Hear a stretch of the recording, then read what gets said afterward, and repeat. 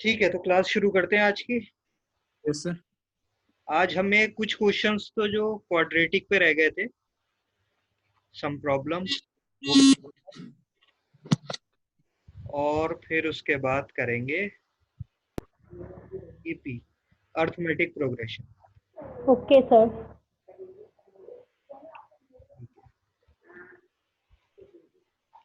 तो ईपी का टॉपिक हम डिस्कस करेंगे। पहले हम कुछ क्वेश्चन कर लेते हैं क्वाड्रेटिक के, फिर ईपी। Yes sir. तो क्वाड्रेटिक इक्वेशन की जो हम वर्ड प्रॉब्लम्स कर रहे थे, जैसे कुछ टाइप की तो आप पहले कर चुके हो, जैसे सिंपल रेक्टेंगल स्क्वायर इस पर बेस्ड है, या फिर मान लो एरिया और पेरीमीटर पे बेस्ड है कुछ question. Sir mainly word problems आती हैं एग्जाम में। हाँ, आ सकती है word problem. Okay, thank you. और एरिया पेरीमीटर के बाद किस किस टाइप के आपने किए हैं? स्पीड और डिस्टेंस पे कुछ किए होंगे क्वेश्चन।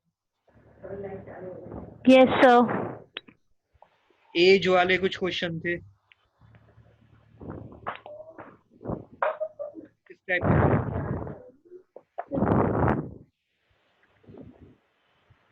बताइए कुछ जो अभी आप पढ़ चुके होंगे पहले खुद से, जो कि सर इसमें तो अभी तो इनमें से एरिया एरिया हुआ है सर। एरिया पेरीमीटर वाला क्वेश्चन एक हुआ है। Sir can I ask you the question? हाँ, 1 मिनट में आंसर का जवाब दे दूं अभी। Okay sir okay. अभी फर्स्ट वाला जो आप लिख रहे हैं एरिया अभी जो एरिया क्लास वाला मतलब नहीं है, जो आपने 10th में पढ़ा होगा, एग्जाम दिया होगा, तो उसमें जब आपने पढ़ा होंगे तो एरिया पेरीमीटर पे कुछ क्वेश्चन, हाँ हाँ थे। As yes sir.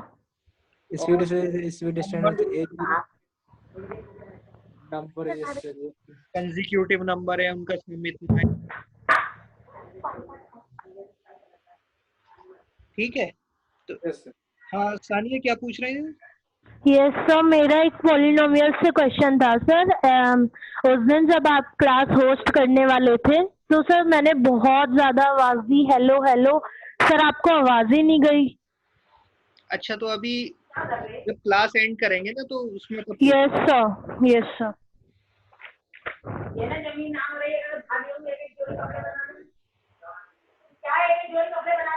इस टाइप के हमने कर लिए थे क्वेश्चन। अब किसी ने ये वाला क्वेश्चन किया था जो मैं लास्ट में नीचे लिख रहा हूँ, वाटर टैप्स का क्वेश्चन, या फिर वर्क डन टाइप का क्वेश्चन? 10th में किया है सर। ये ही है। हम्म।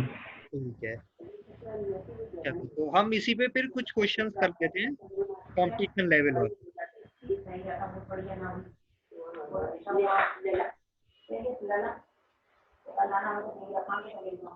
मैं क्वेश्चन लिख रहा हूँ, तुम इतने करने की कोशिश करना उसके साथ साथ।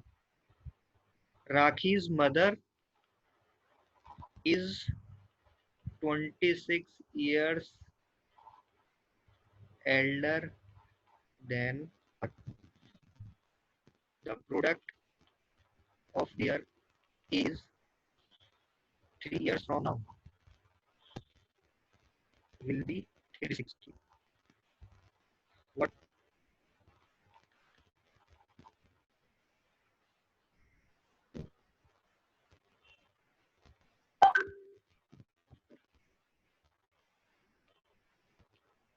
Yes. Yes.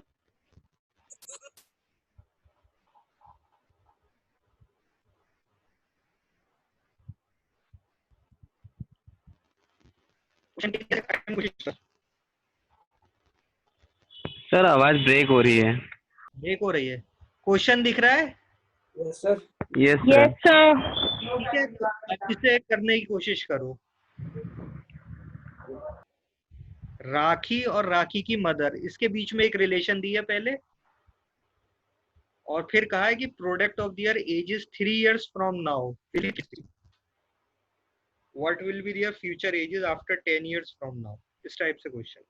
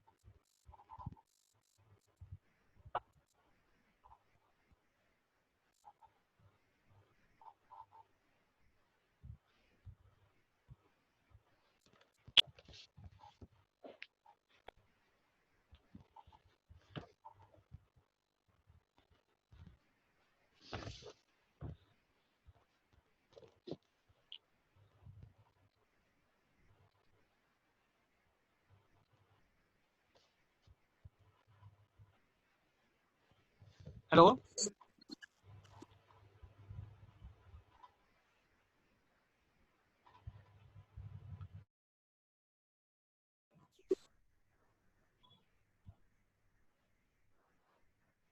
सर नहीं हो रहा है। नहीं बन रहा? तो ये सेकंड लाइन समझ नहीं आ रही सर। ना product of their just dealers from now. रुक जा, देखो पहली लाइन तो क्लियर है, यस सर पहले लाइन क्लियर है। दूसरे में product of their ages 3 years from now will be 360। 3 years from now यानी जो अभी प्रेजेंट में उनकी एज है, यस सर। उसके 3 साल बाद जो एज होगी उसकी प्रोडक्ट हो रही है। देखो एज वाला कोई भी क्वेश्चन हो, सर क्वेश्चन नहीं हो पा रहा है ये। ठीक है चलो हम करते हैं इसे।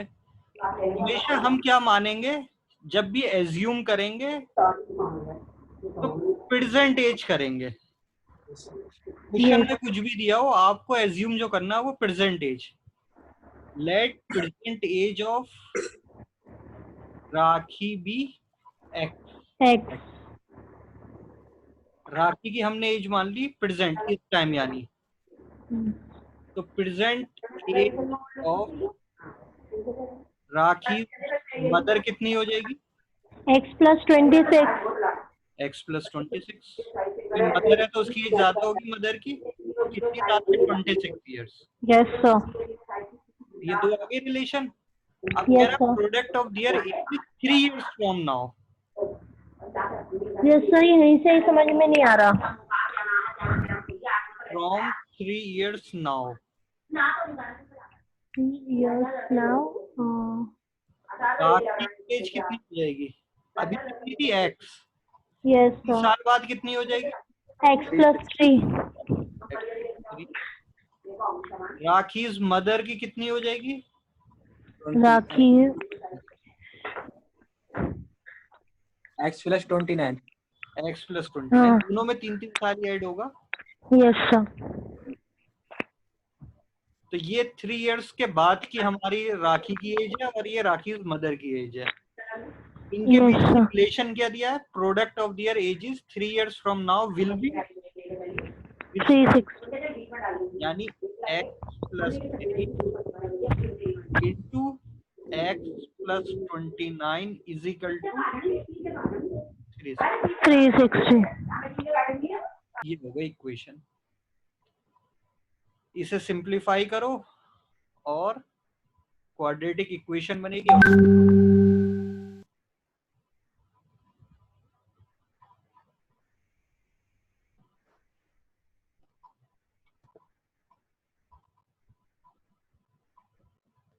बन गई equation.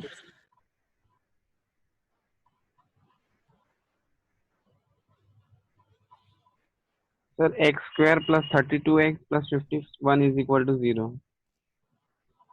X square plus 32x plus या माइनस क्या रहा है? प्लस 51।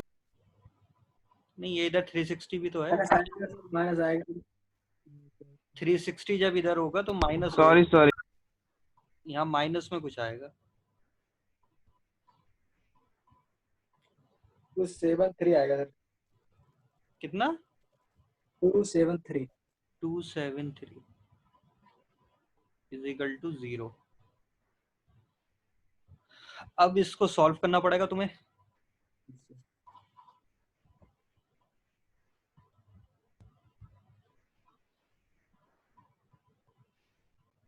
कैसे सॉल्व करेंगे? या तो फैक्टराइजेशन करो या फिर क्वाड्रेटिक फार्मूला लगाओ।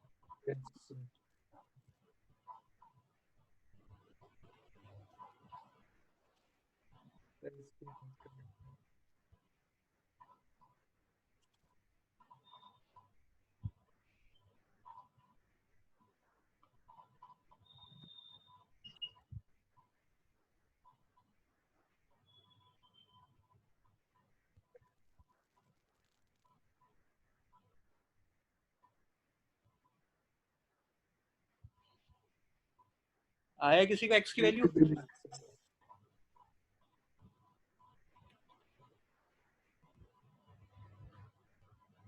सर 14 और 13 का प्रोडक्ट कर देंगे तो फिर 273 आना चाहिए।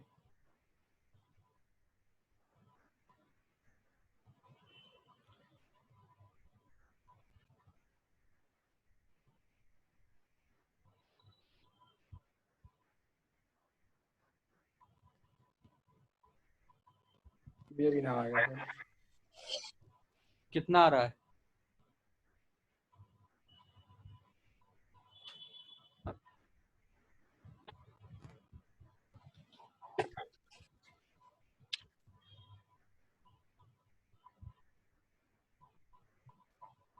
सर ऑप्शन होते सर उससे सर चूज कर लेंगे, लेकिन ऑप्शन में फिर वहाँ 10 इयर्स आफ्टर 10 इयर्स मैंने खुद ही क्वेश्चन बनाया, इसमें ऑप्शन नहीं है अभी।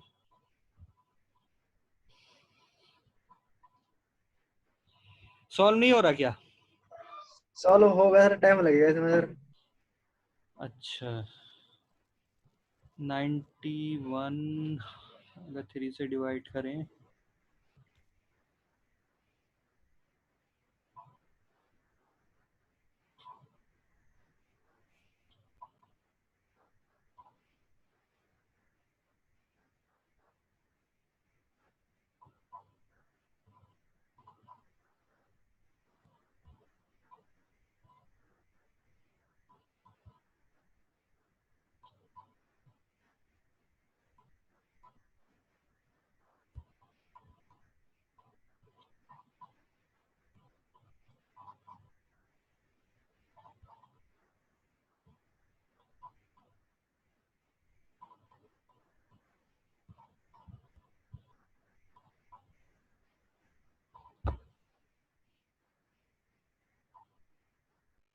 हेलो, इससे आवाज फिर से ब्रेक हो रही थी या सही आ रही है आवाज?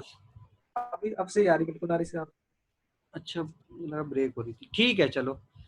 तो देखो ये क्वेश्चन एक्चुअल में मैंने अभी ऐसी सोच के बनाया था, आंसर मुझे भी यस नहीं सर। पता। मेन जो इसमें कॉन्सेप्ट तुम्हें समझना था वो ये था कि हमेशा एज जब भी लोगे आप क्या लोगे? प्रेजेंट में लोगे इसे। Yes sir. चाहे इंफॉर्मेशन में प्रेजेंट एज में कोई रिलेशन ना हो सकता है कि एक पास्ट में दिया होता कुछ कि 3 ईयर बिफोर ऐसा था और 3 ईयर आफ्टर ऐसा होगा, तब भी आप जो एज्यूम करोगे वो क्या करोगे? Present age. ठीक है, अगर बिफोर की बात हम करेंगे तो मान लो 3 ईयर्स बिफोर की बात हो रही है, तो x -3 हो जाता और इसमें हो जाता x +26 यस जो प्रेजेंट एज थी यस माइनस। सर। सर हम ये जो इक्वेशन जो बनी है हम इसको क्वाड्रेटिक फॉर्मूला से करेंगे सर, थोड़ा टाइम लगेगा, आंसर तो आ जाएगा। ठीक है चलो, वो तो अब सॉल्व करने की बात है, अगर ऑप्शन होते तो ऑप्शन रख के भी देख सकते थे। ठीक है, यस सर। अगर देखो ऑप्शन रखने हो तो फिर क्वाड्रेटिक इक्वेशन मत बनाना, फिर इसी जगह पे ऑप्शन रख के देखना, अच्छा। ना ज्यादा इजी रहेगा। Yes sir. ठीक है, यस सर। देखो अगर यहाँ से देखे तो हमें पता भी चल रहा है, अगर 360 के मैं 2 फैक्टर करूं, चलो छोड़ो उसे अभी मत समझो। ठीक है, यहाँ तक आ गया। तो अगर बिफोर की बात करेंगे तो जितना भी ईयर है सिंपल दोनों में से माइनस कर दो, और आफ्टर की बात होगी या फ्यूचर की एज बात हो रही है, मान लो 3 ईयर्स, तो सिंपल तीनों दोनों में हम क्या करेंगे? +3 ऐड कर देंगे। ठीक, लेकिन रिलेशन जो भी बनाएंगे वो ये याद रखना है कि हम प्रेजेंट में ही बनाएंगे। एज जो भी एज्यूम करेंगे हम रिलेशन बनाने के लिए वो प्रेजेंट में रखेंगे पहले, उसके बाद जो भी क्वेश्चन के अकॉर्डिंग है उसको चेंज कर लेंगे। ठीक है, चलो अब दूसरा क्वेश्चन देखते हैं।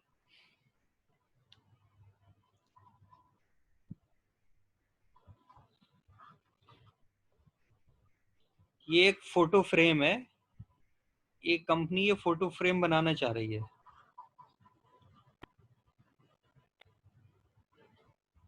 ये इनसाइड जो होना चाहिए ये 6 सेंटीमीटर और ये वाली डायमेंशन होनी चाहिए 11 सेंटीमीटर।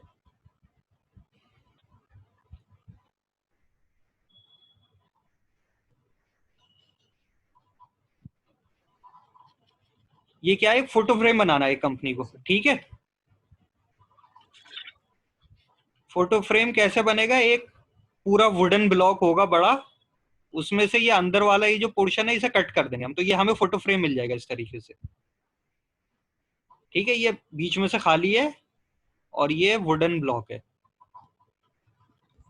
टोटल एरिया जो होना चाहिए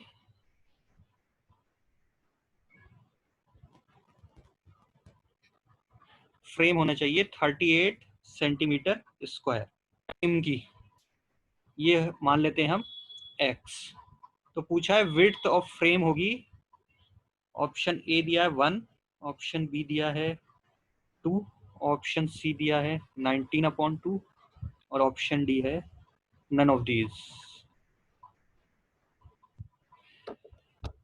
ये क्वेश्चन है, देखो क्वेश्चन फिर से समझ लो। ये एक्चुअल में क्या था, एक पूरा एक बड़ा ब्लॉक था वुडन का, वुड का ब्लॉक है ये, ठीक है। इसमें से ये जो अंदर वाला ये जो बचा ये क्या बन गया, एक फोटो फ्रेम। तो इस फ्रेम का एरिया होना चाहिए, हमें दे रखा है 38 सेंटीमीटर स्क्वायर। ये अंदर वाली साइड है 6, ये वाली साइड है 11 और ये जो इसकी विड्थ है ये है x। क्लियर है क्वेश्चन? सर ये टोटल फ्रेम का एरिया है ना, ये पूरा मतलब। हाँ हाँ, फ्रेम फ्रेम ये होता है ना चारों तरफ, ये फ्रेम का पार्ट होता है, बीच में से खाली होता है वो। यहाँ तो फोटो आता है, इसके लिए जगह छोड़ दी है। तो जो वुड यूज होगी वो ये यूज हो रही है चारों तरफ। इस पोर्शन का एरिया मिलके 38 होना चाहिए।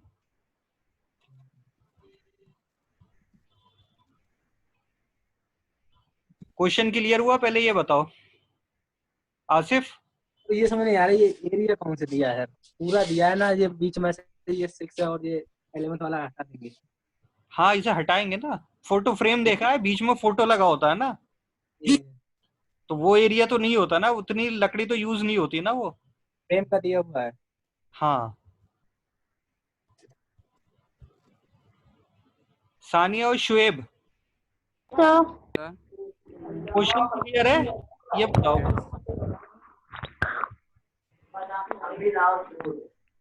Yes sir. ठीक है Shoaib, Yes, sir. Question clear है? Yes.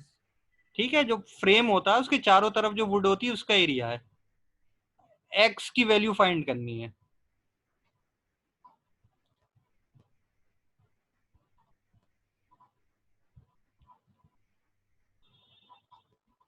ऑफ दीज होगा सर आंसर।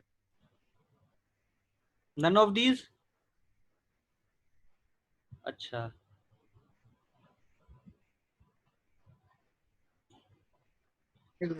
ये 6 है, ये 11 है, ये भी x है, ये भी x है, ये साइड भी x है और ये साइड भी x है। हम इस बिग एरिया को लिख लेते हैं कैपिटल ए बी, मान लो बिग है ये, और ये स्मॉल वाला रेक्टेंगल है अंदर। हमें गिवन है big minus small is equal to 38, ये गिवन है।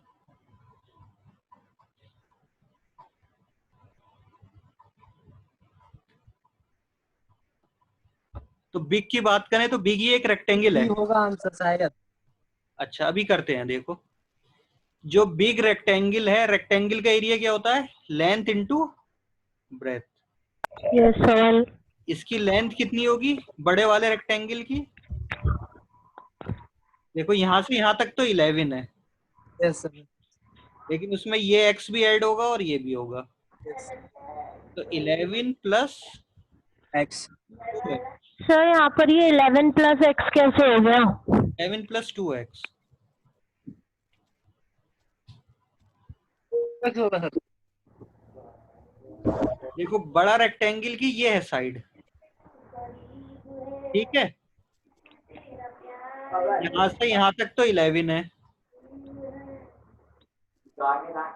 इसमें ये इधर भी x ऐड होगा और इस साइड भी x ऐड होगा, तो ये टोटल कितना हो जाएगा 11 प्लस 2x। ये वाली साइड बी जो है ये यहाँ तक 6 है, इधर भी एक x है और इधर यस सर। तो ये साइड कितनी हो जाएगी? 6 plus 2x 2x। बिग का एरिया ये आ गया, इसे माइनस करो स्मॉल का एरिया। स्मॉल का एरिया सिंपल है 6 into 11, 11। तो दोनों साइड हमें गिवन थी। इक्वल टू क्या होना चाहिए? 30। ये इक्वेशन आएगी, इसे सिंपलीफाई करके उसे फिर सॉल्व करके तो देखो। पहली वाला आएगा, ऑप्शन ए आएगा। देख लेते हैं अभी। 11 plus 6 ये हो गया 66 plus 12x plus 22x plus 4x square minus 66 ये कैंसिल, ये बचा 4x स्क्वायर प्लस 22x और प्लस ये and ये हो गया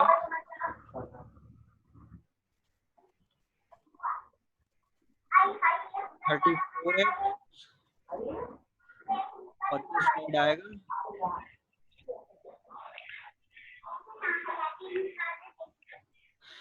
ये आ गया। अरे हटाता है। अब एक तरीका तो ये है कि साहब पूरा सॉल्व करो, सही ऑप्शन। एक सिंपल है कि ऑप्शन रख के देख लो क्या है, क्योंकि ये देखो 1 और 2 दोनों सिंपल वैल्यूज हैं। 1 अगर हम रखें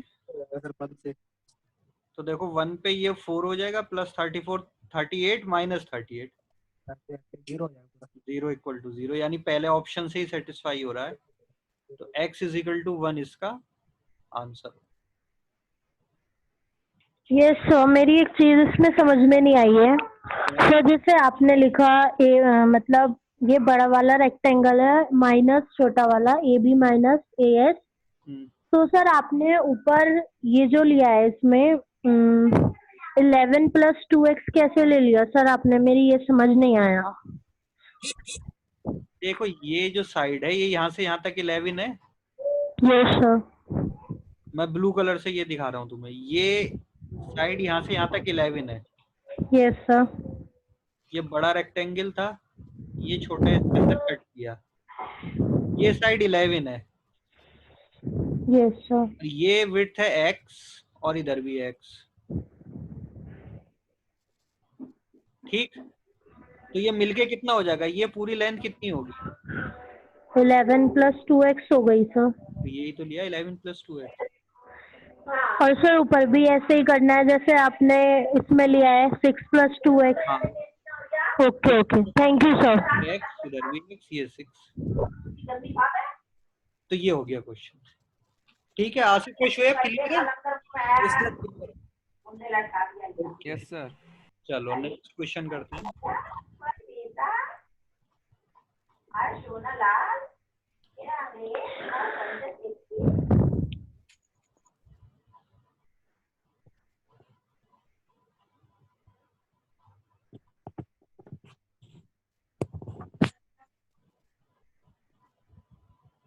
देखो ये टैंक है एक, और इसमें 2 पाइप लगे हैं ए और बी। हमें इस टैंक को फिल करना है इससे, बी से और ए से। क्वेश्चन में क्या क्या गिवन है? इफ ए प्लस बी, यानी दोनों पाइप्स वर्क टुगेदर, तो टैंक फिल हो जाता है। Tank fill in 12 hours.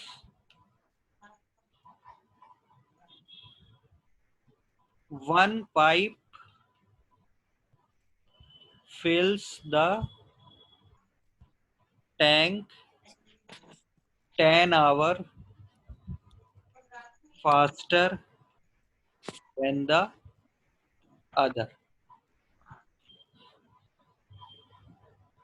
तो क्वेश्चन में पूछा है time taken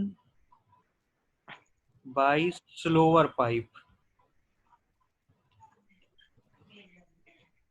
to fill the tank.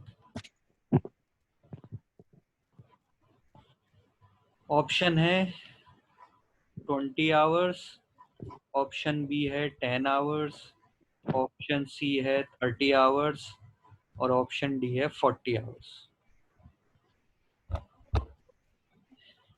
ठीक, ए एंड बी एक साथ वाटर को फिल कर रहे हैं तो टैंक कितनी देर में भर जाता है?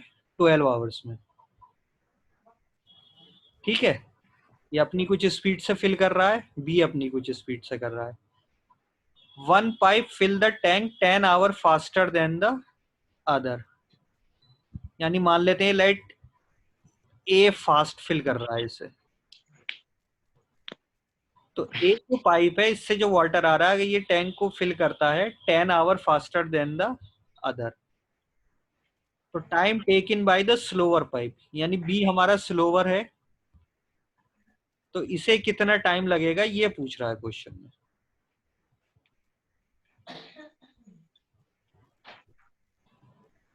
क्वेश्चन क्लियर है? पहले ये बताओ,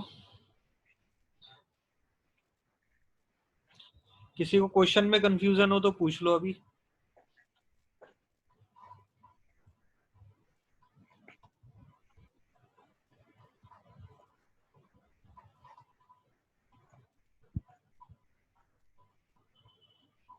क्वेश्चन क्लियर है? फिल वाली लाइन में यार, इधर वन पाइप में fill the tank 10 hour faster then.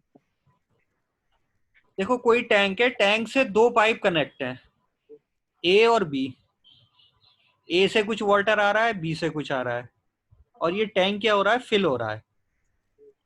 ठीक है, क्वेश्चन में पहली चीज दी है कि अगर दोनों से हम फिल करें, ए से भी फिल कर रहे हैं और बी से भी, तो टैंक कितने आवर्स में फिल हो जाता है? 12 आवर्स में पूरा। एक पाइप को फिल करने में एक पाइप तेजी से फिल कर रहा है, एक स्लो कर रहा है, तो हमने एज्यूम कर लिया ए जो है वो फास्ट करेगा फिल और बी स्लोअर है, ये हमने एज्यूम किया है। हम बी को फास्ट या ए को स्लो ले सकते हैं, हमने ए को फास्टर या बी को स्लो, या आपके ऊपर है। तो हमने ए को एज्यूम कर लिया है कि ए जो है वो फास्टर है। तो अगर मान लो बी को इसे भरने में 20 घंटे लगते हैं तो ए को सिर्फ 10 लगेंगे टैंक को फिल करने में, ये दिया है। यानी स्लो वाले पाइप को ज्यादा टाइम लगेगा, ए को कम टाइम लगेगा। और कितना कम लगेगा? 10 घंटे कम लगेंगे। मान लो बी को 12 घंटे लगते हैं तो ए सिर्फ उसे 2 घंटे में फिल कर देगा। तो क्वेश्चन में पूछा है time taken by the slower pipe, यानी जो हमने माना है बी, तो बी को कितना टाइम लगेगा ये बताना है।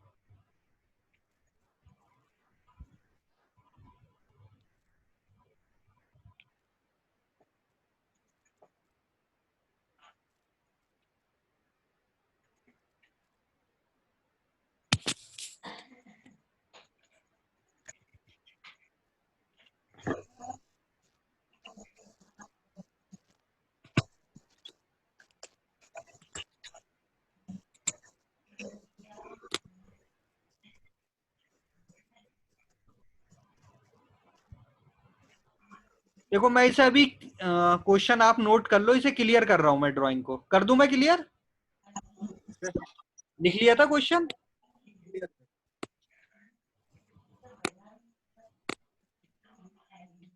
देखो ये पाइप वाले क्वेश्चन में क्या कॉन्सेप्ट लगता है, कॉन्सेप्ट समझ लो। ये कोई टैंक है, इसमें एक पाइप हमने कनेक्ट किया ए और इसे फिल करना शुरू किया। मान लो A can fill tank in 3 hours, assume किया हमने। ठीक है, in 1 hour A can fill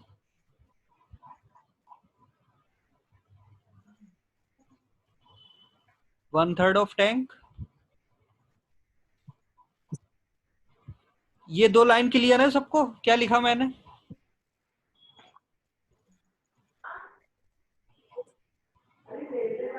sir ये 1/3 ऑफ टैंक क्या लिखा आपने?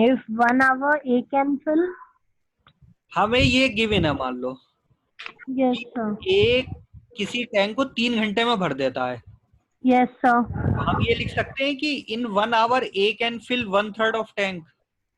Yes sir. तो 1 घंटे में ये 1/3 भरेगा, उसके नेक्स्ट 1 घंटे में फिर 1/3, यस और सर। लास्ट थर्ड में 1/3। ऐसे ही तो टैंक फिल होगा। Yes sir. क्लियर? मान लो एक दूसरा पाइप है b, b can fill tank in 4 hours.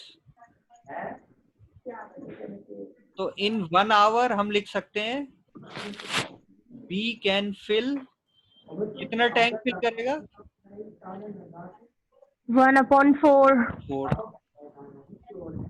यानी बी एक टैंक है, इस बार बी की बात कर रहे हैं हम, बी से फिल कर रहे हैं, तो 1 आवर में ये 1/4 करेगा, फिर नेक्स्ट आवर में 1/4,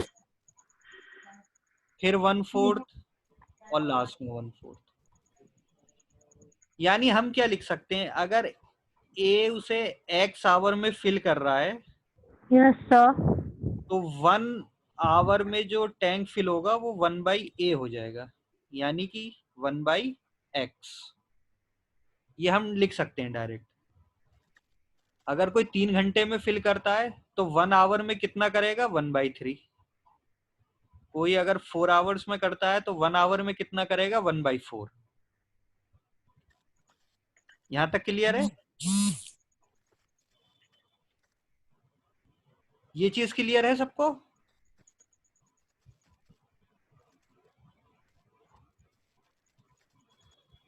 ठीक है।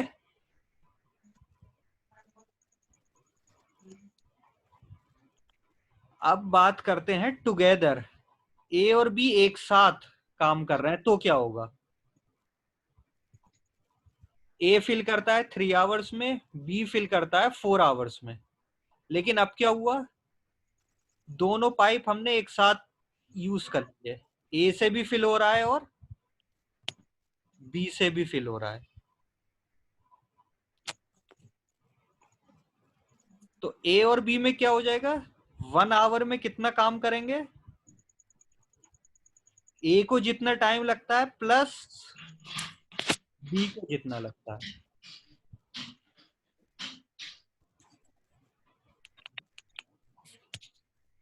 यानी हम लिखेंगे 1/4 और 1/3 प्लस,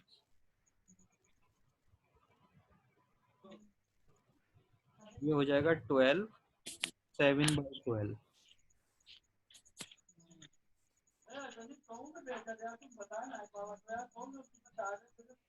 यहां तक क्लियर हुआ सबको?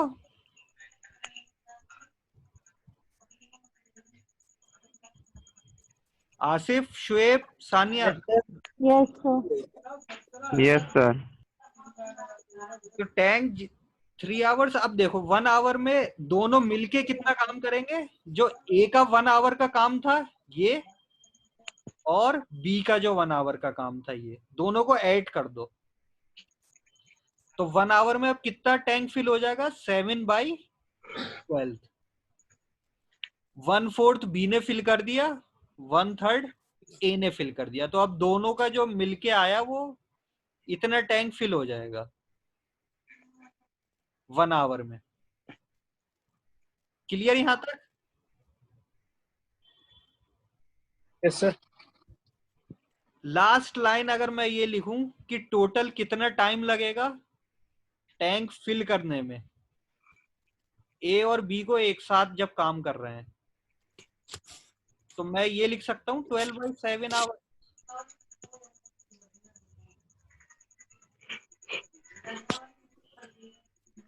Last line. सर देखो एक ही चीज को हम, एक ही कॉन्सेप्ट को यूज कर रहे हैं। पहले हमने कहा कि ए 3 घंटे में टैंक फिल करता है, तो 1 घंटे में कितना टैंक फिल होगा? 1/3। बी 4 घंटे में टैंक फिल करता है, तो 1 घंटे में कितना होगा? 1/4। दोनों एक साथ वर्क करेंगे तो दोनों का ऐड कर दिया, 7/12 टैंक फिल हो गया 1 घंटे में। तो टोटल टाइम के लिए इसका उल्टा कर दिया, इन्वर्स कर दिया, रेसिप्रोकल ले लिया।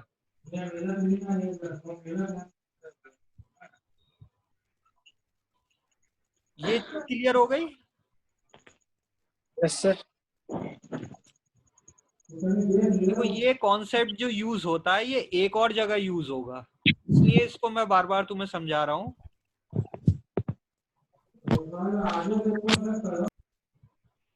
कुछ क्वेश्चन आते हैं वर्क डन वाले कि ए किसी वर्क को 5 डेज में करता है, बी किसी वर्क को 10 डेज में करता है, तो ए और बी मिलके उसे कितने दिन में कंप्लीट करेंगे?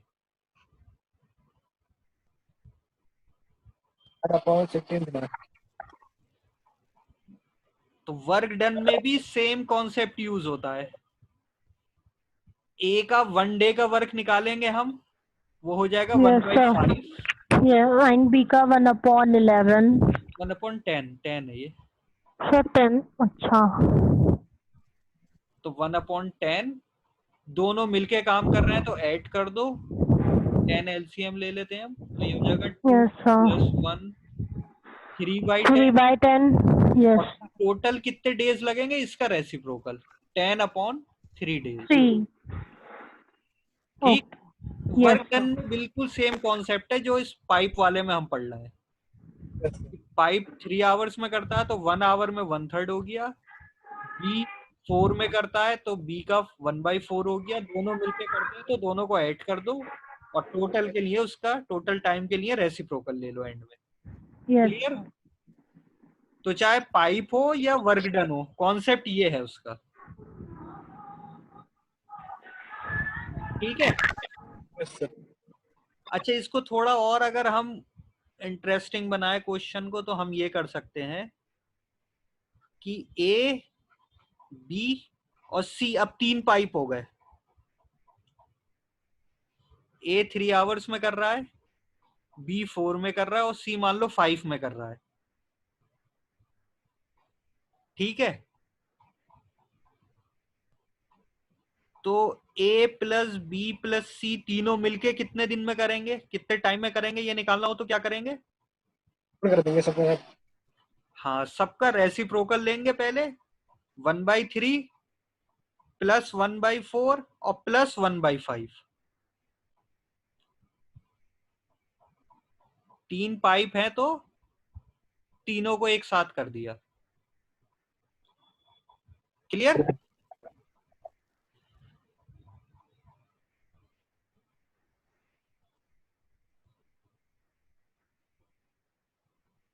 अब आते हैं वापस अपने क्वेश्चन पे, जो मेन क्वेश्चन था हमारा, जहां से हमने शुरू किया था। उसमें क्या दिया था कि 2 पाइप हैं, हमने मान लिया था ए प्लस बी, दोनों मिलकर टैंक को फिल करते हैं।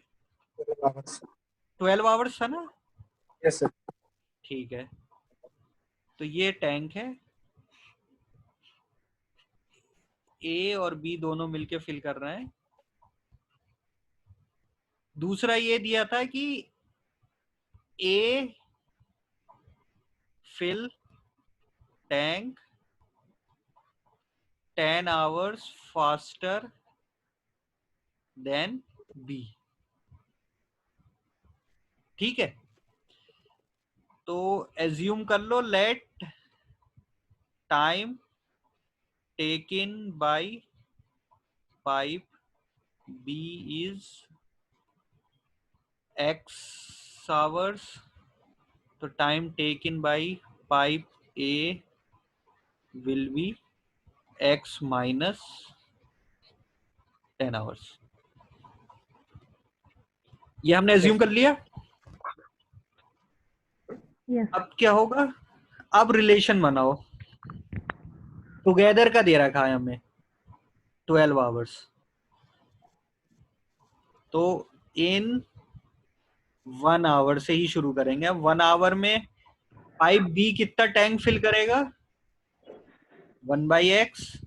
Yes sir. और a कितना करेगा? 1/x minus 10. और दोनों मिलके कितना टैंक फिल करेंगे 1 आवर में? 12 घंटे में 12 आवर्स में इसे पूरा फिल कर देते हैं। तो 1 आवर में कितना टैंक फिल हो रहा होगा? 1/12. 1/12। गुड। 1 आवर में कितना टैंक फिल हो रहा है? 1/12। तो ये दोनों मिलके होना चाहिए 1/12।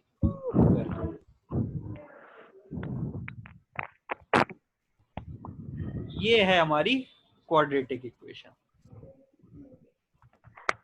आप इसका एलसीएम लोगे तो ये क्वाड्रेटिक इक्वेशन बन जाएगी।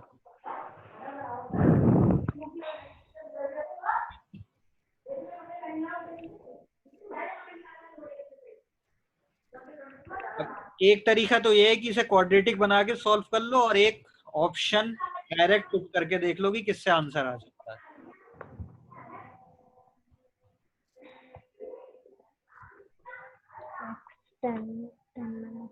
तो देखो ऑप्शन बी तो हो नहीं सकता, 10 आवर्स तो हो नहीं सकते, वरना 10 - 10 1/0 की फॉर्म हो जाएगी है। Yes sir. 20. तो ऑप्शन बी तो हम रिजेक्ट कर देते हैं। ऑप्शन ए से ही शुरू करो, 20 रख के देखो।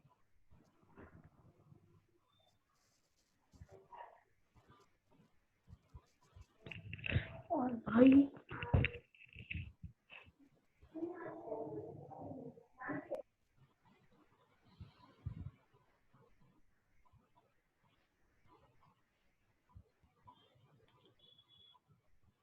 अब 3 ऑप्शन बच रहे हैं हमारे पास। ऑप्शन ए है 20, ऑप्शन सी है 30 और ऑप्शन डी है 40।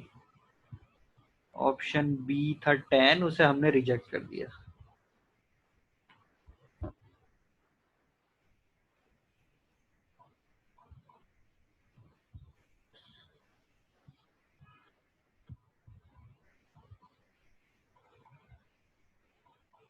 सी ऑप्शन आया। क्या आ रहा है? सी सी सी 30 आवर्स।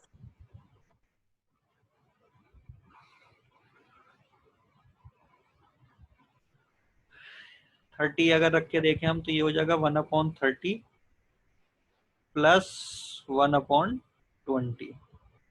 एलसीएम हो गया इसका 60, तो 32 प्लस 3 5/60 यानी 1/12। गुड। तो ये ऑप्शन हमारा सही है 30। तो हमें पूरा क्वाड्रेटिक इक्वेशन बनाना सॉल्व करने की कोई जरूरत नहीं है, ऑप्शन से हमेशा हेल्प लो और सीधे आंसर चेक करके देख लो क्या होना चाहिए। लेकिन एक चीज का ध्यान रखना, दो पाइप थे ना हमारे पास, ए और बी।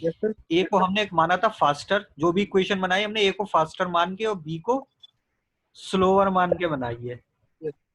तो ये एक्स जो था ये पाइप बी की स्पीड थी, बी का टाइम था, यानी स्लोअर वाले का। तो अभी जो क्वेश्चन में पूछा था वो स्लोअर ही पूछा था, इसलिए ये जो एक्स की वैल्यू आ रही डायरेक्ट आंसर आ रहा है। इन केस ये हो सकता था कि लास्ट लाइन में उसने चेंज कर दिया होता, time taken by the faster pipe.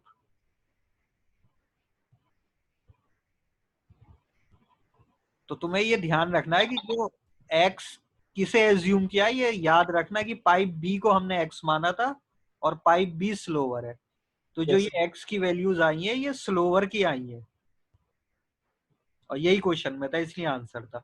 अगर फास्टर का पूछता तो फिर 10 सब में से माइनस होके आंसर आता। क्लियर है? Yes sir. तो ये हमेशा ध्यान रखना, कई बार ऑब्जेक्टिव क्वेश्चन में जल्दबाजी में ही गड़बड़ हो जाती कि हम एक्स इस क्वांटिटी को मान के चल रहे होते हैं और पूछा ये होता है, और हम जल्दबाजी में वही टिक कराते हैं आंसर में। ओके, तो ये जो कॉन्सेप्ट है 1/, करने वाला रेसिप्रोकल, ये याद रखना। वर्क डन में भी डायरेक्ट यही कॉन्सेप्ट यूज होता है और पाइप्स वाले में। तो दोनों टाइप के तुम क्वेश्चन कर सकते हो इस चीज। अब एक दो शॉर्ट क्वेश्चन करके हम फिर एपी शुरू करते हैं। Sine alpha and cos alpha are the roots of quadratic equation ax square plus bx plus c is equal to 0. Then b square is equal to, चार ऑप्शन है, a square minus 2ac, b option है a square plus 2ac, c option है a square minus ac और d option है a square plus ac. क्या दिया है question में? दो रूट्स हैं, साइन एल्फा और कॉस एल्फा. क्वाड्रेटिक इक्वेशन वही स्टैंडर्ड फॉर्म है, ax square plus bx square की वैल्यू पूछी है.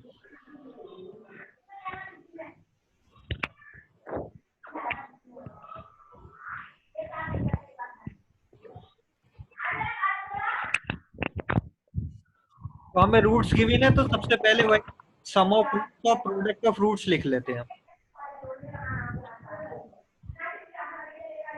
तो sum of roots alpha plus beta minus B upon A. तो अल्फा और बीटा है इस बार sine alpha plus cos alpha is equal to minus B upon A. इस बार ये चेंज माइनस बी अपॉन ऐसी हो जाएगा और प्रोडक्ट ऑफ रूट्स हो जाएंगी sine alpha into cos alpha is equal to C upon.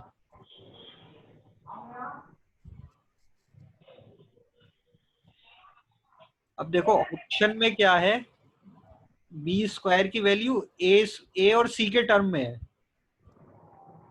ए और सी हमें आंसर में दिख रहा है, साइन एल्फा कॉस एल्फा नहीं दिख रहा है कहीं भी. यानी हमें क्या करना है, साइन एल्फा कॉस एल्फा को एलिमिनेट करना है, कुछ ना कुछ ऑपरेशन इसमें ऐसे लगाने कि साइन एल्फा कॉस एल्फा हट.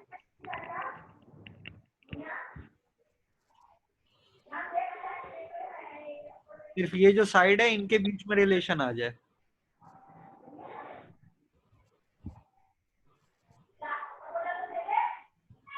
क्या करना होगा ये सोचो अब आगे.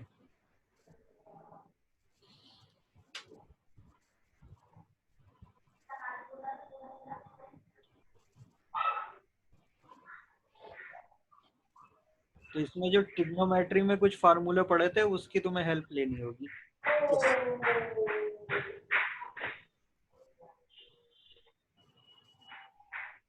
देखो एक तो ये पढ़ा था ना, sine square alpha plus cos square alpha is equal to 1. Yes sir, equals to 1. इसे हटाना है हमें. अगर हम ये सम ऑफ रूट्स वाला देखें यस सर. कि अगर सम ऑफ रूट्स यानी इस साइड दोनों साइड का स्क्वायर कर दें तो क्या होगा.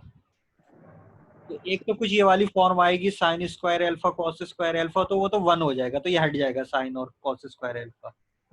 पहली हेल्प हमें ये मिलेगी.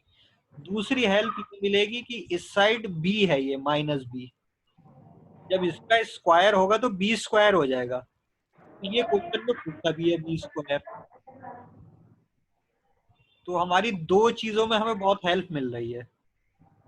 तो हम अगर इसे इक्वेशन 1 मान ले, ये इक्वेशन 2 है, तो स्क्वायर अगर कर दे दोनों साइड का तो कुछ हेल्प मिल सकती है. Squaring both sides of equation. तो इसका स्क्वायर कितना बन जाएगा, sign alpha plus cos alpha का स्क्वायर. एक साइड ये हो जाएगी और राइट हैंड साइड हो जाएगी माइनस बी अपॉन ए. ये कितना हो गया, sine alpha plus cos alpha का स्क्वायर. अभी तो साइन अल्फा का साइन और कॉस के टर्म में बताओ. Sine square alpha sine square alpha हाँ प्लस कॉस स्क्वायर अल्फा हाँ plus 2 plus sine alpha into cos. हाँ गुड. ये क्या है, a प्लस बी का whole square, a square plus b square plus 2a, और इस साइड क्या हो जाएगा, b स्क्वायर अपॉन a। अब ये हम यूज करेंगे sine square plus cos square alpha, हो जाएगा 1। Yes, sir. 2 sin alpha cos alpha. तो ये हो जाएगा 1 plus 2 sine alpha cos alpha. Sine alpha cos alpha को भी हटा सकते हैं। यस सर, सी अपॉन ये देखो, ये डायरेक्ट, ये अब इस वाली इक्वेशन से हमें हेल्प मिलेगी। ये इसकी जगह हो जाएगा 2c upon a is equal to B square upon a। अब देखो यही चाह रहे थे हम, ये साइन अल्फा कॉस अल्फा हट जाए टर्म, और सीधे जो आंसर हो वो ए बी सी के आपस में रिलेशन हो कुछ, तो ये हट गए, हमारा काम हो गया, ये रिलेशन भी आ गया। अब इससे देखो कौन सा मैच करेगा आंसर। ऑप्शन वाला ऑप्शन में देखते हैं। Option B. ए एलसीएम लेंगे और फिर ए से मल्टीप्लाई हो जाएगी, ये ए प्लस ए से ये ए कैंसिल, ए इधर मल्टीप्लाई में, A square plus 2ac is equal to B square, यानी ए स्क्वायर, ये है option. Option B is the correct.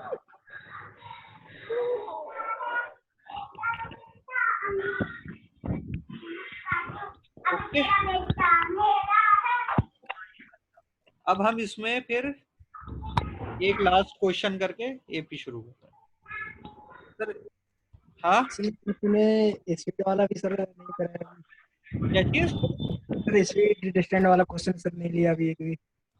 कौन सा वाला क्वेश्चन, डिस्टेंट वाला। स्पीड डिस्टेंस के तो तुमने कर रखे होंगे क्वेश्चन। हाँ सर, पहले कर रखे थे, मैं शायद आप सर इस तरह कराएंगे क्योंकि मतलब शॉर्ट ट्रिक में हो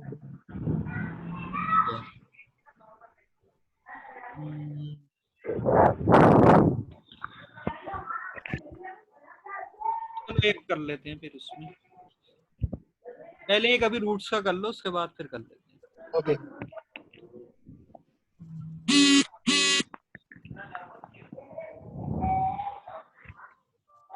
If -2 is a root of x square plus px minus 2 is equal to 0, and x square plus px plus k is equal to 0,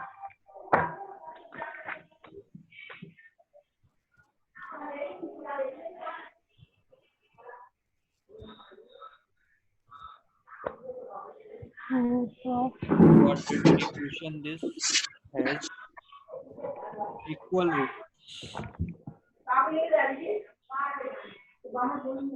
then a is, option a है 1, option B है 3/4, option c है 1/2 and option d है none.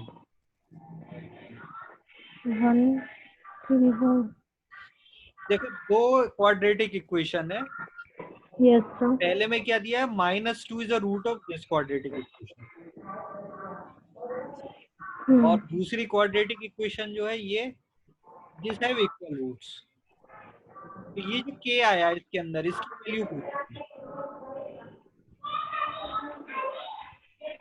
देखो अगर second quadratic equation पे हम ध्यान दें तो हम इससे डायरेक्ट आंसर नहीं निकाल सकते, क्योंकि इसके अंदर क्या है, ये भी है अननोन। अगर हम इक्वल रूट्स करके डायरेक्ट k की वैल्यू निकालना चाहे तो हमें पहले p की वैल्यू चाहिए होगी, और p कहाँ रहा है, इस वाली क्वाड्रेटिक इक्वेशन। तो पहले इस प्रॉपर्टी से जो इंफॉर्मेशन दी है, पहले p की वैल्यू निकालो, p की वैल्यू इसमें रखो, फिर ये जो इक्वल रूट्स दिए है इससे k की वैल्यू, ठीक, दो स्टेप में होगा ये, पहले p की वैल्यू फिर k की वैल्यू। करो इसे क्वेश्चन को।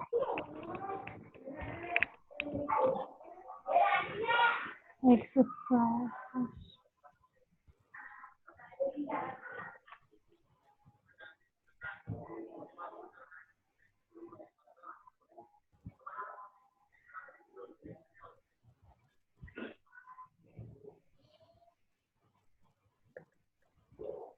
तो ये रूट दे रखी है, रूट हमने पढ़ा था प्रॉपर्टी, रूट उसी तरीके से जैसे पॉलिनोमियल में 0 होता है, यानी -2 अगर मैं इस इक्वेशन के अंदर रख दूं x की जगह, तो ये इक्वल टू 0 आ जाना चाहिए।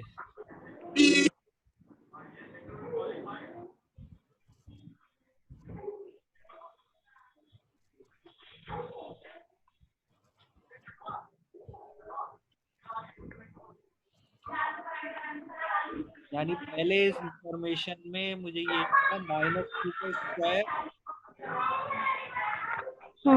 p into -2 -2 equal to 0।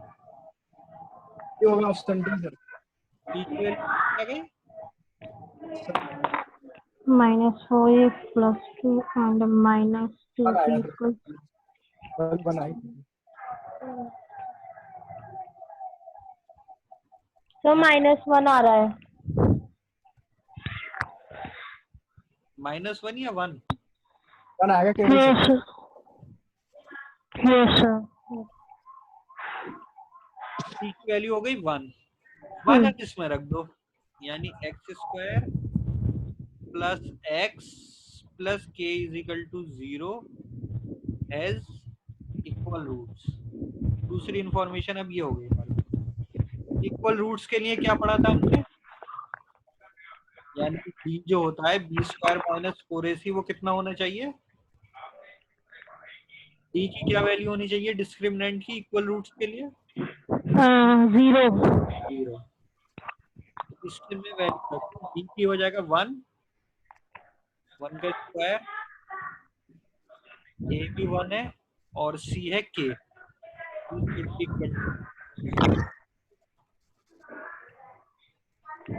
यानी 1 माइनस 4 इज इक्वल टू 0। तो k की वैल्यू कितनी आ गई, 1/4।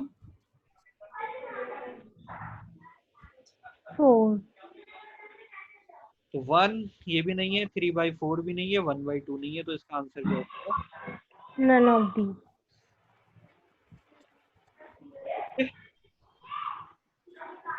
तो ये 2 स्टेप में होने वाला क्वेश्चन। अब एक लास्ट क्वेश्चन भी कर ही लेते हैं। तो क्वाड्रेटिक इक्वेशन से 2-3 क्वेश्चन जरूर आते हैं। कुछ याद आते हैं। इम्पोर्टेंट है चैप्टर, तो ज्यादा क्वेश्चन देंगे। बस going for picnic,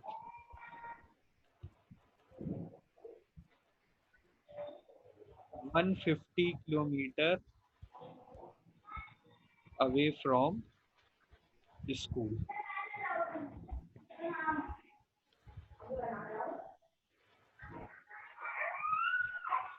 While returning,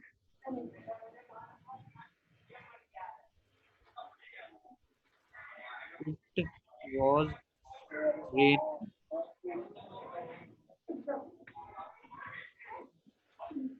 and bus has to reduce speed by 5 km/h and took 1 hour longer to reach. Time taken to return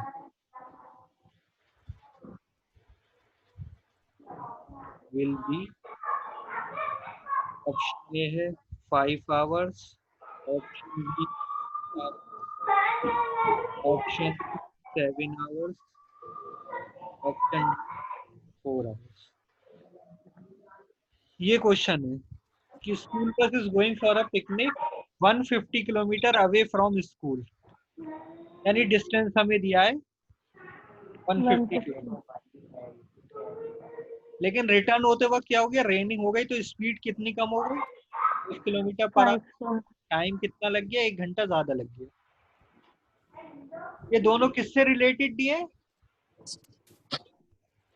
जो आपकी फॉरवर्ड जर्नी थी जब आप पहले गए थे। तो पहले मान लो x की स्पीड से गए थे, तो आते में स्पीड कितनी हो गई? x माइनस 5 और टाइम मान लो पहले t लग रहा था, तो रिटर्न करते में कितना टाइम लग गया? t plus 1। यानी फॉरवर्ड जर्नी से उसने कंपेयर किया है कि रेलवे में तो स्पीड किलोमीटर कम कर दी और 1 आवर ज्यादा लगा। तो टाइम टेकन टू रिटर्न, ये ध्यान रखना क्या पूछा है, रिटर्न वाला टाइम पूछ रहा है कितना होगा, 5 आवर, 6, 7 या 4। ये है स्पीड, डिस्टेंस और टाइम का, इसमें जो रिलेशन होती है वो होती है speed into distance is equal to वो sorry speed into time is equal to distance. या फिर हम स्पीड लिखना चाहें तो हम लिख लेते हैं डिस्टेंस अपॉन टाइम, और टाइम लिखना चाहें तो हम लिख लेते हैं डिस्टेंस अपॉन स्पीड।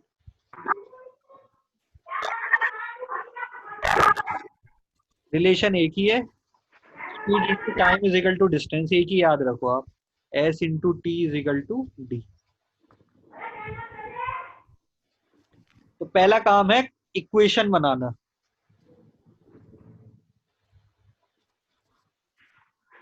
डिस्टेंस हमें गिवन है डायरेक्ट 150,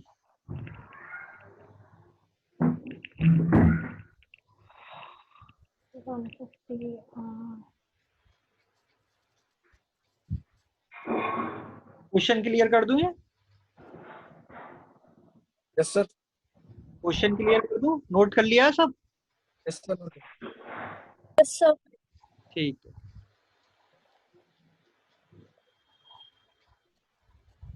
अब देखो, ये मान लो ए था स्कूल और ये हमारा बी है पिकनिक स्पॉट जहां पर हमें जाना था।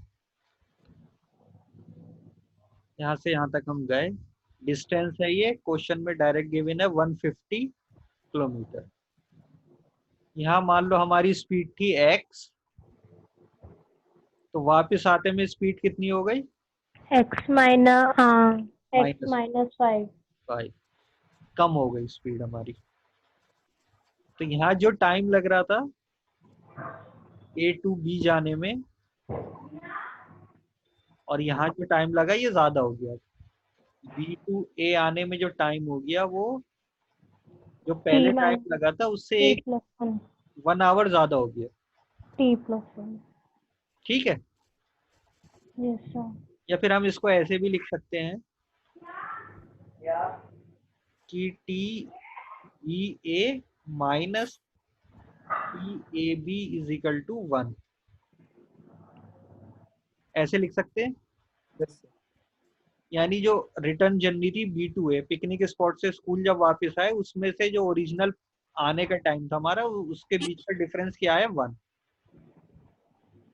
ये ज्यादा था टाइम इसलिए पहले लिखा, ये टाइम कम था इसलिए से बाद में लिखा, इज इक्वल टू 1। ये है इक्वेशन।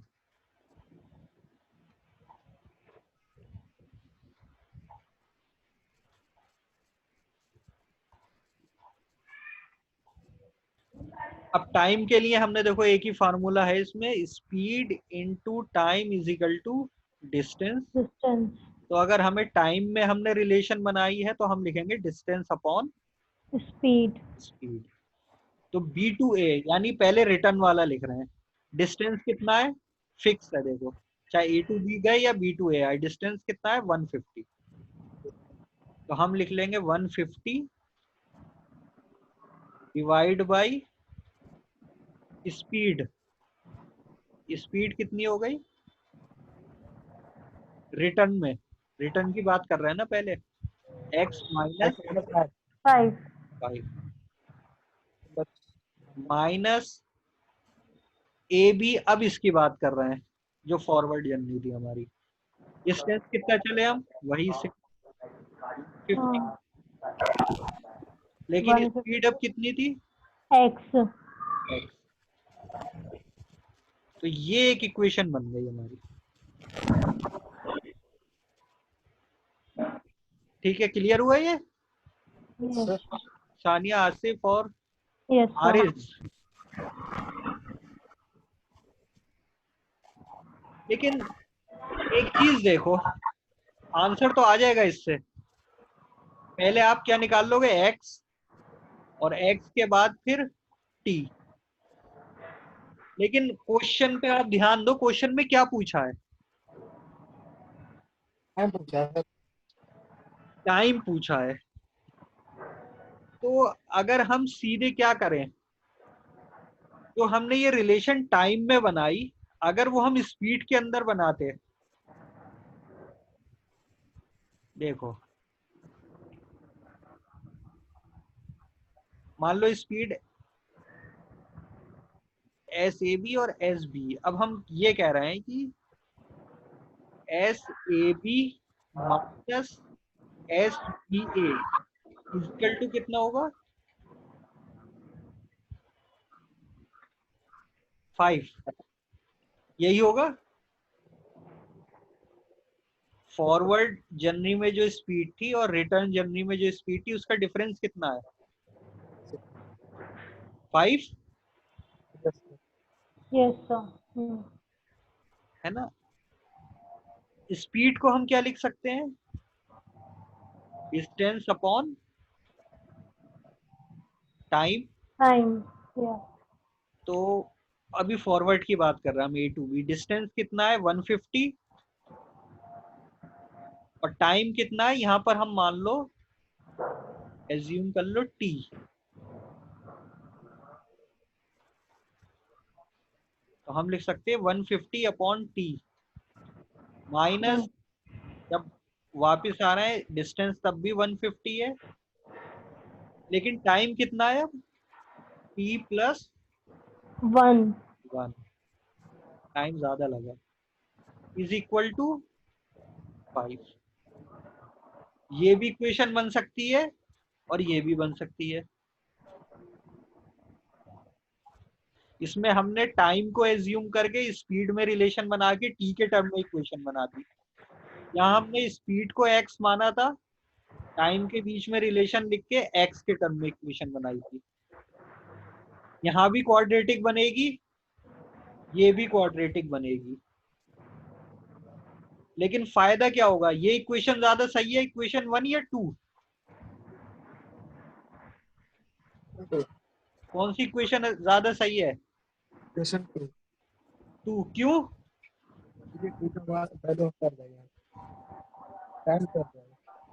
क्योंकि हमसे पूछा क्या है, Time.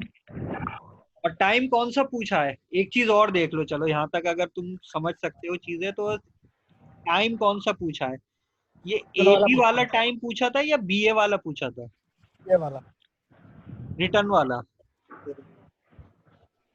तो हम इसकी जगह एक स्टेप और सिंपल कर सकते थे, हम इसे टी मान लेते, तो ये हो जाता टी माइनस 1। तो ये इक्वेशन हो जाती टी माइनस 1, और ये सिर्फ रह जाता टी।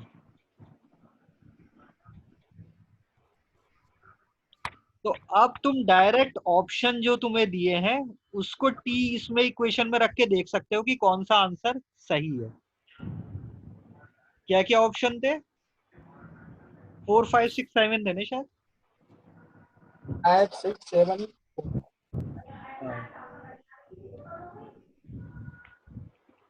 डायरेक्ट इस इक्वेशन में रख के देख लो, 150 कॉमन ले लो, और सिंपल करना है तो दिस इक्वल टू 5 रख के देख लो कौन सा आ रहा है टी।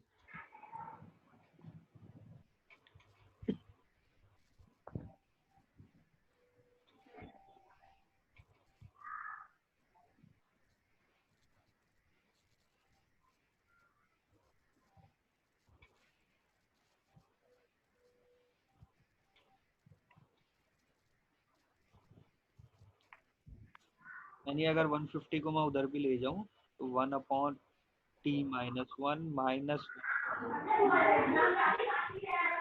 1 अपॉन 30, ये आना चाहिए।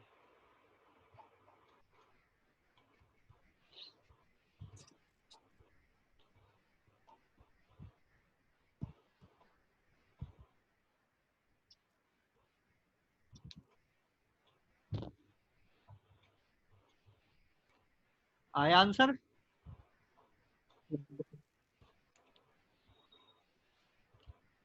देखो 1/30 के लिए ये वाली फॉर्म होनी चाहिए, 1/6 माइनस 1/5, सॉरी 1/5 माइनस।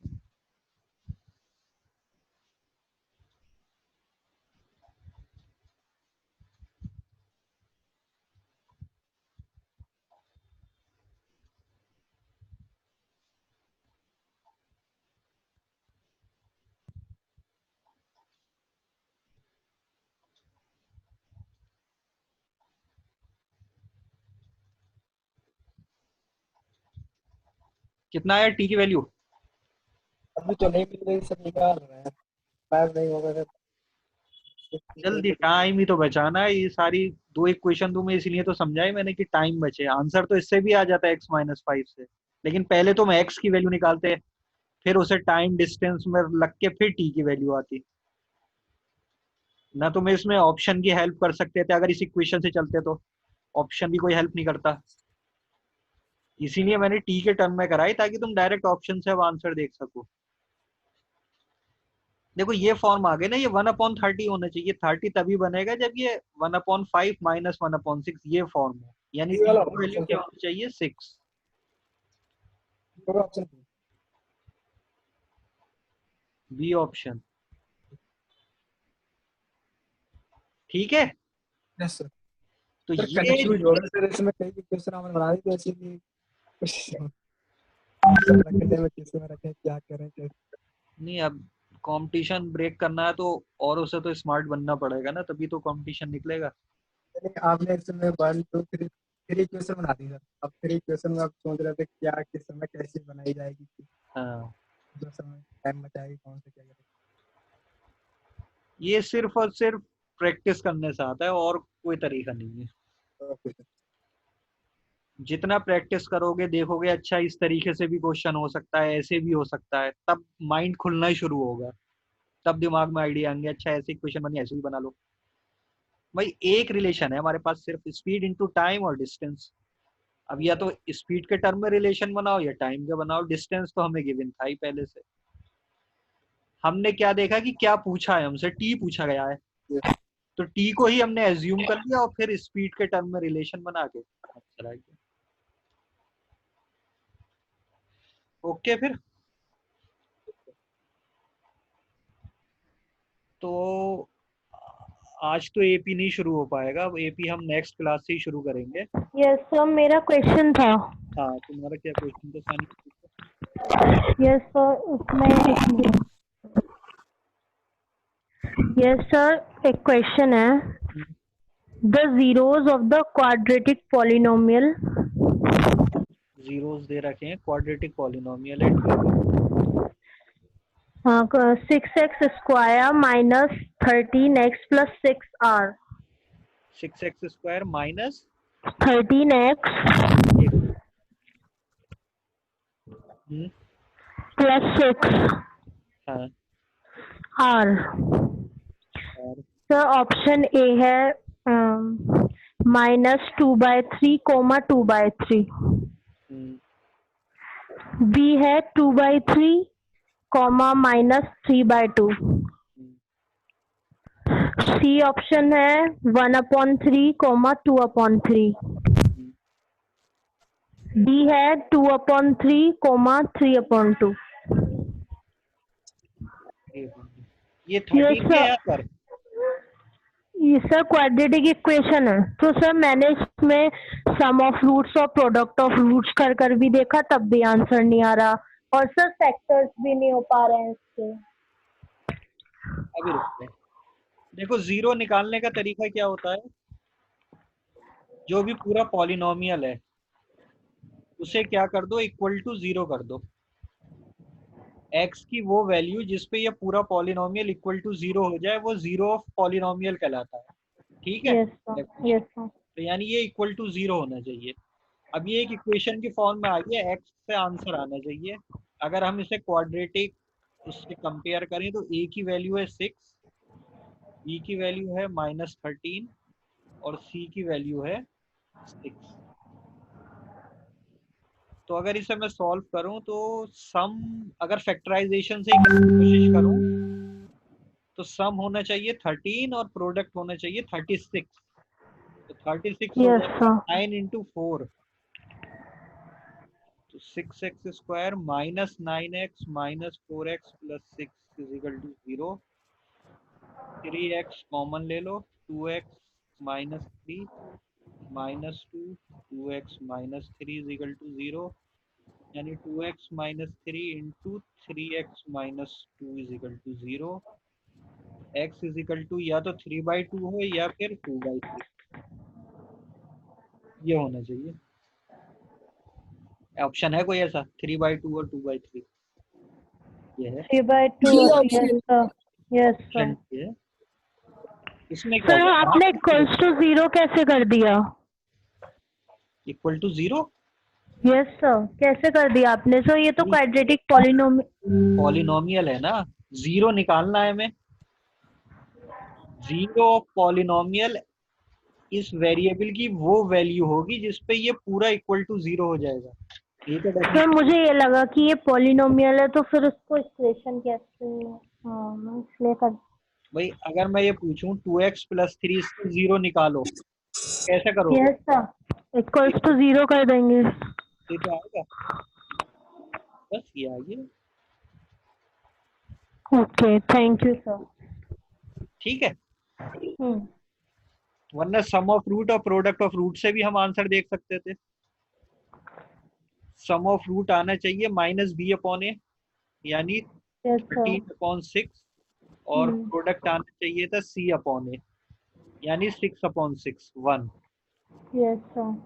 तो सम में तो थोड़ी मुश्किल लगेगी, सीधे प्रोडक्ट करके देख लेते। इसका प्रोडक्ट 1 नहीं आ रहा, खत्म। इसका प्रोडक्ट -1 आ रहा है, ये भी खत्म, ये भी खत्म, यही ऑप्शन बचा, डायरेक्ट आंसर। इतना करने की भी जरूरत नहीं सब कुछ निकालने की, सीधे सम और प्रोडक्ट से आ जाएगा। ठीक है, यस सर। तो तुम्हारे दिमाग में देखो, कंपटीशन में दो तरीके से माइंड चलना चाहिए। एक तो कि स्टैंडर्ड, अच्छा ये हमें पॉलिनोमियल दिया है, इसको हम 0 करेंगे तो इस तरीके से निकाल लेंगे। एक हिट करना चाहिए कि क्या कोई शॉर्टकट भी है, जैसे प्रोडक्ट ऑफ रूट देखा, सम ऑफ रूट देखा, यहाँ 1 आ गया तो एकदम ये क्लिक होना चाहिए कि इसे छोड़ो, ये तो थोड़ा कॉम्प्लिकेटेड है, पहले प्रोडक्ट से चेक कर लो। अगर इन केस दो ऑप्शन ऐसे होते, मान लो एक ऑप्शन ये भी हो जाता 3/4 और 4/3, तो इसमें भी प्रोडक्ट 1 आ रही थी, तब हम फिर इस स्टेप पे आते। लेकिन अगर डायरेक्ट सबसे जो सिंपल है उसी से आंसर आ रहा है तो फिर ये सब करने की जरूरत नहीं। तो यस। थोड़ा इस लेवल तक पहुंचना पड़ेगा अगर सीरियसली कंपटीशन बीट करना है तो, क्योंकि क्वेश्चन ऐसे होंगे जो तुम कर सकते हो, लेकिन मेन जो प्रॉब्लम फंसेगी वो टाइम की फंसती है हमेशा। कंपटीशन बाहर दे के निकलोगे तो कहोगे कि हम इतने कर सकते थे लेकिन टाइम नहीं बचा, और मैथ्स ही वो सेक्शन है जो सबसे ज्यादा टाइम लेगा। तो थोड़ा माइंड को ओपन करना शुरू करो। क्वेश्चन का एक मेथड नहीं, कम से कम दो दो सोचो कि और किसी तरीके से भी हो सकता है या नहीं।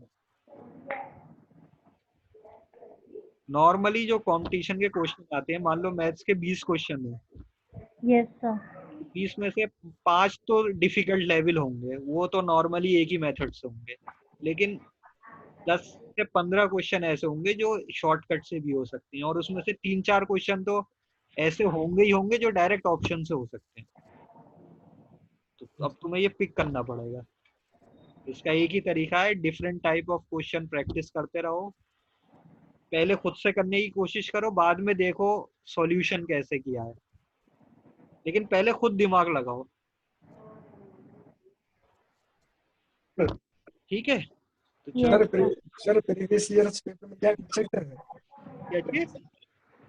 सर जो प्रीवियस ईयर्स पेपर है एंट्रेंस पेपर वो मिल सकते हैं? प्रीवियस ईयर पेपर क्या, आवाज कट हो रही थोड़ी। सर एंट्रेंस नहीं सर, जो हमें बैठना है जेएमएम सर, तो उसके लिए सर प्रैक्टिस होनी चाहिए नहीं होनी चाहिए? हाँ, प्रीवियस ईयर तो बहुत जरूरी है। हाँ तो सर मैं पूछ रहा हूँ सर, मैडम प्रोवाइड करा सकती है नहीं? हाँ हाँ, भी हम करेंगे प्रोवाइड। वो एक्चुअल में थोड़ा एक जो वेबसाइट जहाँ से आपने रजिस्ट्रेशन किया ना, वहीं पर शो होगा। वो थोड़ा एक इशू आ रहा है लिंक में, वो बस सॉल्व होते ही हो जाएगा। शायद 1-2 दिन में आपके लिए लाइव हो जाएगा, और पुरानी जो क्लासेस वगैरह है वो भी सब रिकॉर्डिंग मिल जाएगी, तो वहाँ तो ये आता ही Yes, है sir. एक्टिव है। है ना। अभी शायद डाल भी दिए हैं यूट्यूब पे, एक बार आप चेक कर लेना, माई टीचिंग रोबोट डालकर। तो उसका जो यूट्यूब चैनल है उस पे शायद क्लासेस डाली हैं कुछ पुरानी। हाँ सर डाली हुई तो है, लेकिन उसमें कुछ बहुत फास्ट नहीं है सर। क्या नहीं है? सर फास्ट है, कुछ ज्यादा तेज है उसमें सर। तेज है? ये सर ऑप्शन में बतलाते फिर आगे चले जाते हैं, ये इसका नहीं, तो जो एक्चुअल क्लास चल रही है उसी की रिकॉर्डिंग है। वो तो उसमें ऑप्शन आते हैं यूट्यूब में, तुमने फास्टर उस पे लगा दिया होगा, मोड चेंज कर लेना उसमें। ठीक है, फिर आज की क्लास Okay. एंड करते हैं। तो नेक्स्ट हम शुरू फिर एपी से ही करेंगे। इतने एपी Yes. का अगर टाइम मिले तो थोड़ा पढ़ना एपी के बारे ओके सर। में। Okay, Okay. Thank you, ठीक sir. है फिर। Thank you, sir. ओके।